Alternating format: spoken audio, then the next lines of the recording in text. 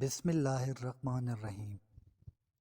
رسول اللہ صلی اللہ علیہ وآلہ وسلم نے فرمایا، جس نے جمعہ کے دن غسل کیا اور غسل کرایا اور سویرے پہنچا، شروع سے خطبہ میں شریک رہا، امام کے قریب بیٹھا اور غور سے خطبہ سنا اور خاموش رہا، تو اسے اس کے ہر قدم کے بدلے 1 سال کے روزے اور رات کے قیام کا ثواب ملے گا۔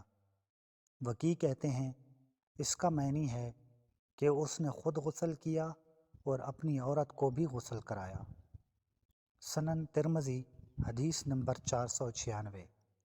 رسول اللہ صلی اللہ علیہ وآلہ وسلم نے فرمایا، جس نے وضو کیا اور اچھی طرح کیا اور پھر جمعہ کے لیے آیا، امام کے قریب بیٹھا، غور سے خطبہ سنا اور خاموش رہا، تو اس کے اس جمعہ سے لے کر دوسری جمعہ تک کے اور مزید 3 دن کے گناہ بخش دیے جائیں گے، اور جس نے کنکریاں ہٹائیں تو اس نے لغو کیا۔ امام ترمذی کہتے ہیں یہ حدیث حسن صحیح ہے۔ سنن ترمذی حدیث نمبر 498۔